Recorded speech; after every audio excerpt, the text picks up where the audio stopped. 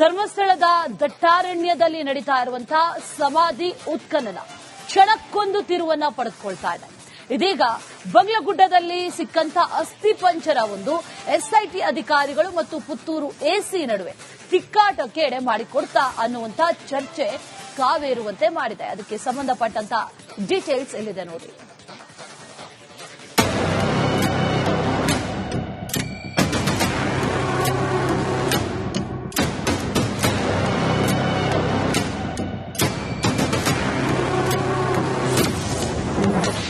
ಬಂಗ್ಲೆಗುಡ್ಡದಲ್ಲಿ ಸಿಕ್ಕ ತಲೆಬುರುಡೆ ಯಾರದ್ದು? ಅಧಿಕಾರಿಗಳ ನಡುವೆ ತಿಕ್ಕಾಟ ಹಚ್ಚಿತ ಅಸ್ಥಿ ಪಂಜರ. ಧರ್ಮಸ್ಥಳದ ದಟ್ಟಾರಣ್ಯದಲ್ಲಿರುವ ನಿಗೂಢ ಸಮಾಧಿಗಳ ಬೆನ್ನತ್ತಿರುವ ಎಸ್ಐಟಿ ಹಗಲು ರಾತ್ರಿ ಎನ್ನದೇ ತಲೆಬುರುಡೆಗಾಗಿ ಹುಡುಕಾಡುತ್ತಿದೆ.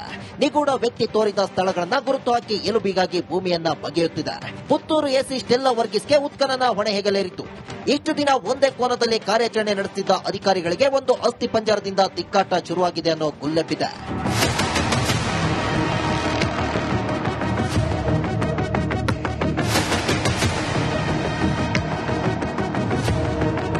ಹೌದು, ಸೋಮವಾರ ದೂರುದಾರ ತೋರಿದ್ದ 11ನೇ ಗುಂಡಿಯಲ್ಲಿ ಉತ್ಖನನ ನಡೆಯಬೇಕಿತ್ತು. ಆದರೆ ಆ ಜಾಗಕ್ಕಿಂತ ಕೂಗಳತೆ ದೂರದಲ್ಲೇ ಅಸ್ಥಿ ಪಂಜರವೊಂದು ಪತ್ತೆಯಾಗಿತ್ತು. ಈ ವಿಚಾರ ಸ್ಟೆಲ್ಲಾ ವರ್ಗೀಸ್ ಮತ್ತು ಎಸ್ಐಟಿ ಅಧಿಕಾರಿಗಳ ನಡುವೆ ತಿಕ್ಕಾಟಕ್ಕೆ ಕಾರಣವಾಗಿದೆಯಂತೆ.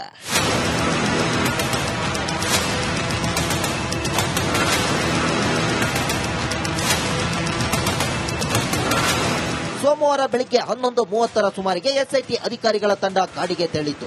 ನಿಗೂಢ ವ್ಯಕ್ತಿ ಜೊತೆಗೆ ಪುತ್ತೂರು ಎಸಿ, ವೈದ್ಯಾಧಿಕಾರಿಗಳು, ಎಫ್ಎಸ್ಎಲ್ ತಜ್ಞರು ಮತ್ತು ಅರಣ್ಯ ಮತ್ತು ಕಂದಾಯ ಅಧಿಕಾರಿಗಳು ಸಮಾಧಿ ಉತ್ಖನನಕ್ಕಾಗಿ ಹೋಗಿದ್ರು.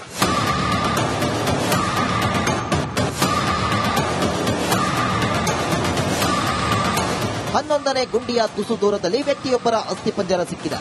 ಆದರೆ ಇದು ಭೂಮಿ ಮೇಲೆ ಸಿಕ್ಕ ಕಳೆಬರವಾಗಿರೋದ್ರಿಂದ ತನಿಖೆ ತಂಡದಲ್ಲಿ ಕಾನೂನು ಸಮರ ಶುರುವಾಗಿದೆಯಂತೆ. ಈ ಅಸ್ಥಿಪಂಜರ ಮೊದಲು ಧರ್ಮಸ್ಥಳ ಠಾಣೆಯಲ್ಲಿ ಅಸಹಜ ಸಾವು ಪ್ರಕರಣ ಎಂದು ದಾಖಲಾಗಬೇಕು.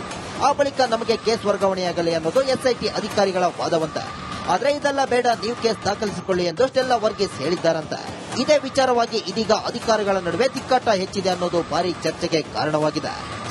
ಅಲ್ಲಿ ಸಿಗ್ತಾ ಇರುವಂತಹ ಅಸ್ಥಿ ಪಂಜರಗಳು, ಮನುಷ್ಯನ ಅಸ್ಥಿಗಳು ಎಲ್ಲ ಇದೆಯಲ್ಲ, ಅದು ಭೂಮಿ ಒಳಗೆ ಸಿಗುತ್ತಾ ಅಥವಾ ಹೊರಗೆ ಸಿಗುತ್ತಾ ಅನ್ನುವಂಥ ಪ್ರಶ್ನೆ ಅಲ್ಲ.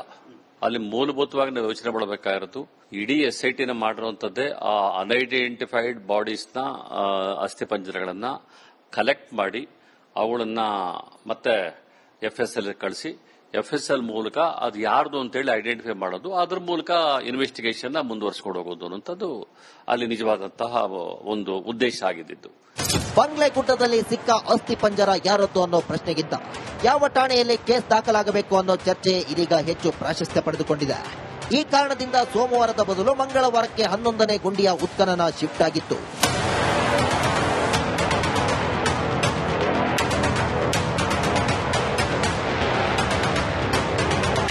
ನಿನ್ನೆ ಗುಡ್ಡದಲ್ಲಿ ಸಿಕ್ಕ ಕಳೆಬರ ಆತ್ಮಹತ್ಯೆ ಮಾಡಿಕೊಂಡ ವ್ಯಕ್ತಿಯದ್ದ ಎಂಬ ಶಂಕೆ ಇದೆ.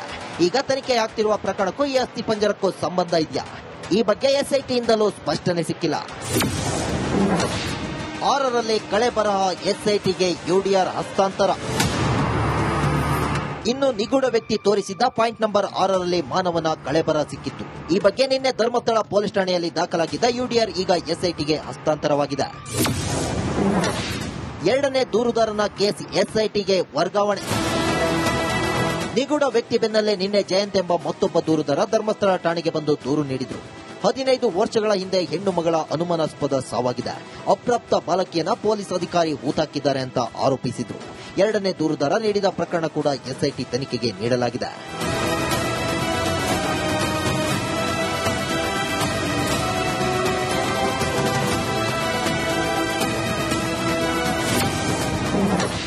ಹನ್ನೊಂದು 12ನೇ ಪಾಯಿಂಟ್ನಲ್ಲೇ ಸಿಕ್ಕಿದ್ದು ಬರೀ ಮಣ್ಣು.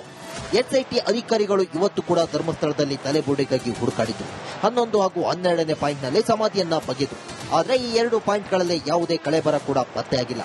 ಅಸ್ಥಿ ಪಂಜರ ಹುಡುಕಿ ಹೊರಟ ತನಿಖಾಧಿಕಾರಿಗಳಿಗೆ ಇವತ್ತು ಸಿಕ್ಕಿದ್ದು ಬರೀ ಮಣ್ಣು ಮಣ್ಣು ಮಣ್ಣು. Bureau report, republic Kannada. ಧರ್ಮಸ್ಥಳದ ದಟ್ಟಾರಣ್ಯದಲ್ಲಿ ನಡೀತಾ ಇರುವಂತಹ ಸಮಾಧಿ ಉತ್ಖನನ ಕ್ಷಣಕ್ಕೊಂದು ತಿರುವನ್ನ ಪಡೆದುಕೊಳ್ತಾ ಇದೆ.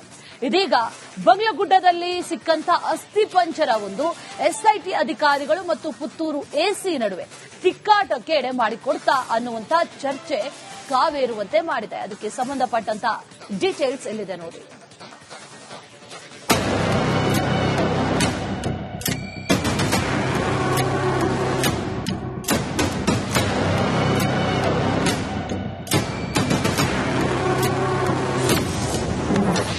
ಬಂಗ್ಲೆಗುಡ್ಡದಲ್ಲಿ ಸಿಕ್ಕ ತಲೆಬುರುಡೆ ಯಾರದ್ದು? ಅಧಿಕಾರಿಗಳ ನಡುವೆ ತಿಕ್ಕಾಟ ಹಚ್ಚಿತ ಅಸ್ಥಿ ಪಂಜರ. ಧರ್ಮಸ್ಥಳದ ದಟ್ಟಾರಣ್ಯದಲ್ಲಿರುವ ನಿಗೂಢ ಸಮಾಧಿಗಳ ಬೆನ್ನತ್ತಿರುವ ಎಸ್ಐಟಿ ಹಗಲು ರಾತ್ರಿ ಎನ್ನದೇ ತಲೆಬುರುಡೆಗಾಗಿ ಹುಡುಕಾಡುತ್ತಿದೆ. ನಿಗೂಢ ವ್ಯಕ್ತಿ ತೋರಿದ ಸ್ಥಳಗಳನ್ನ ಗುರುತು ಹಾಕಿ ಎಲುಬಿಗಾಗಿ ಭೂಮಿಯನ್ನ ಬಗೆಯುತ್ತಿದೆ. ಪುತ್ತೂರು ಎಸಿ ಸ್ಟೆಲ್ಲಾ ವರ್ಗೀಸ್ಗೆ ಉತ್ಖನನ ಹೊಣೆ ಹೆಗಲೇರಿತು.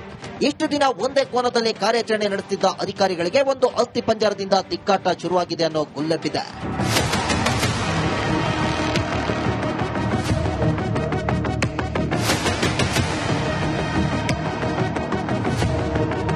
ಹೌದು, ಸೋಮವಾರ ದೂರುದಾರ ತೋರಿದ್ದ 11ನೇ ಗುಂಡಿಯಲ್ಲಿ ಉತ್ಖನನ ನಡೆಯಬೇಕಿತ್ತು. ಆದರೆ ಆ ಜಾಗಕ್ಕಿಂತ ಕೂಗಳತೆ ದೂರದಲ್ಲೇ ಅಸ್ಥಿ ಪಂಜರವೊಂದು ಪತ್ತೆಯಾಗಿತ್ತು. ಈ ವಿಚಾರ ಸ್ಟೆಲ್ಲಾ ವರ್ಗೀಸ್ ಮತ್ತು ಎಸ್ಐಟಿ ಅಧಿಕಾರಿಗಳ ನಡುವೆ ತಿಕ್ಕಾಟಕ್ಕೆ ಕಾರಣವಾಗಿದೆಯಂತೆ.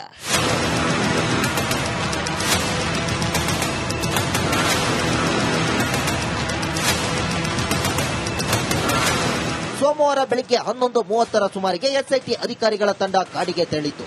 ನಿಗೂಢ ವ್ಯಕ್ತಿ ಜೊತೆಗೆ ಪುತ್ತೂರು ಎಸಿ ವೈದ್ಯಾಧಿಕಾರಿಗಳು, ಎಫ್ಎಸ್ಎಲ್ ತಜ್ಞರು ಮತ್ತು ಅರಣ್ಯ ಮತ್ತು ಕಂದಾಯ ಅಧಿಕಾರಿಗಳು ಸಮಾಧಿ ಉತ್ಖನನಕ್ಕಾಗಿ ಹೋಗಿದ್ರು.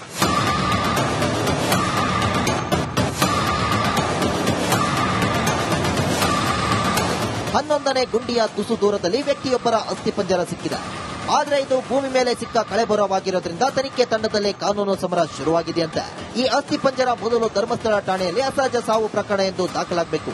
ಆ ಬಳಿಕ ನಮಗೆ ಕೇಸ್ ವರ್ಗಾವಣೆಯಾಗಲಿ ಅನ್ನೋದು ಎಸ್ಐಟಿ ಅಧಿಕಾರಿಗಳ ವಾದವಂತೆ. ಆದರೆ ಇದೆಲ್ಲ ಬೇಡ, ನೀವು ಕೇಸ್ ದಾಖಲಿಸಿಕೊಳ್ಳಿ ಎಂದು ಸ್ಟೆಲ್ಲಾ ವರ್ಗೀಸ್ ಹೇಳಿದ್ದಾರಂತೆ. ಇದೇ ವಿಚಾರವಾಗಿ ಇದೀಗ ಅಧಿಕಾರಿಗಳ ನಡುವೆ ತಿಕ್ಕಾಟ ಹೆಚ್ಚಿದೆ ಅನ್ನೋದು ಭಾರಿ ಚರ್ಚೆಗೆ ಕಾರಣವಾಗಿದೆ. ಅಲ್ಲಿ ಸಿಗ್ತಾ ಇರುವಂತಹ ಅಸ್ಥಿ ಪಂಜರಗಳು, ಮನುಷ್ಯನ ಅಸ್ಥಿಗಳು ಎಲ್ಲ ಇದೆಯಲ್ಲ, ಅದು ಭೂಮಿ ಒಳಗೆ ಸಿಗುತ್ತಾ ಅಥವಾ ಹೊರಗೆ ಸಿಗುತ್ತಾ ಅನ್ನುವಂಥ ಪ್ರಶ್ನೆ ಅಲ್ಲ. ಅಲ್ಲಿ ಮೂಲಭೂತವಾಗಿ ನಾವು ಯೋಚನೆ ಮಾಡಬೇಕಾಗಿರೋದು, ಇಡೀ ಎಸ್ಐಟಿನ ಮಾಡಿರುವಂತದ್ದೇ ಆ ಅನ್ಐಡೆಂಟಿಫೈಡ್ ಬಾಡೀಸ್ನ ಅಸ್ಥಿ ಪಂಜರಗಳನ್ನ ಕಲೆಕ್ಟ್ ಮಾಡಿ ಅವುಗಳನ್ನ ಮತ್ತೆ ಎಫ್ಎಸ್ಎಲ್ ಕಳಿಸಿ ಎಫ್ಎಸ್ಎಲ್ ಮೂಲಕ ಅದು ಯಾರ್ದು ಅಂತೇಳಿ ಐಡೆಂಟಿಫೈ ಮಾಡೋದು, ಅದ್ರ ಮೂಲಕ ಇನ್ವೆಸ್ಟಿಗೇಷನ್ ಮುಂದುವರಿಸಿಕೊಂಡು ಹೋಗೋದು ಅನ್ನೋಂಥದ್ದು ಅಲ್ಲಿ ನಿಜವಾದಂತಹ ಒಂದು ಉದ್ದೇಶ ಆಗಿದ್ದು. ಬಂಗ್ಲೆಗುಡ್ಡದಲ್ಲಿ ಸಿಕ್ಕ ಅಸ್ಥಿ ಪಂಜರ ಯಾರದ್ದು ಅನ್ನೋ ಪ್ರಶ್ನೆಗಿಂತ ಯಾವ ಠಾಣೆಯಲ್ಲಿ ಕೇಸ್ ದಾಖಲಾಗಬೇಕು ಅನ್ನೋ ಚರ್ಚೆ ಇದೀಗ ಹೆಚ್ಚು ಪ್ರಾಶಸ್ತ್ಯ ಪಡೆದುಕೊಂಡಿದೆ. ಈ ಕಾರಣದಿಂದ ಸೋಮವಾರದ ಬದಲು ಮಂಗಳವಾರಕ್ಕೆ 11ನೇ ಗುಂಡಿಯ ಉತ್ಖನನ ಶಿಫ್ಟ್ ಆಗಿತ್ತು.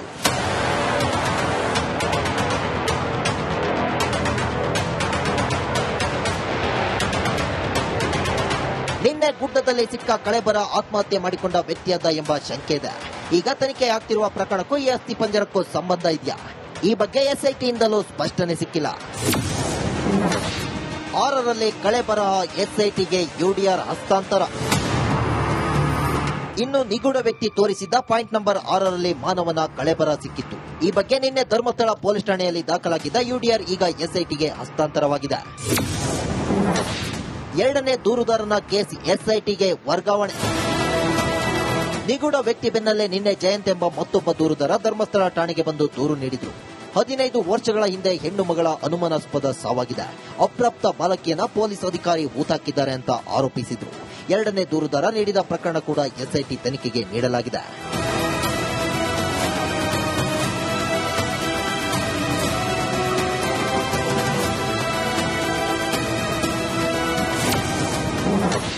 ಹನ್ನೊಂದು 12ನೇ ಪಾಯಿಂಟ್ನಲ್ಲೇ ಸಿಕ್ಕಿದ್ದು ಬರೀ ಮಣ್ಣು. ಎಸ್ಐಟಿ ಅಧಿಕಾರಿಗಳು ಇವತ್ತು ಕೂಡ ಧರ್ಮಸ್ಥಳದಲ್ಲಿ ತಲೆಬುರುಡೆಗಾಗಿ ಹುಡುಕಾಡಿದ್ರು. 11 ಹಾಗೂ 12ನೇ ಪಾಯಿಂಟ್ನಲ್ಲಿ ಸಮಾಧಿಯನ್ನ ಬಗೆದ್ರು. ಆದರೆ ಈ 2 ಪಾಯಿಂಟ್ಗಳಲ್ಲಿ ಯಾವುದೇ ಕಳೆಬರ ಕೂಡ ಪತ್ತೆಯಾಗಿಲ್ಲ. ಅಸ್ಥಿ ಪಂಜರ ಹುಡುಕಿ ಹೊರಟ ತನಿಖಾಧಿಕಾರಿಗಳಿಗೆ ಇವತ್ತು ಸಿಕ್ಕಿದ್ದು ಬರೀ ಮಣ್ಣು ಮಣ್ಣು ಮಣ್ಣು. Bureau report, republic Kannada.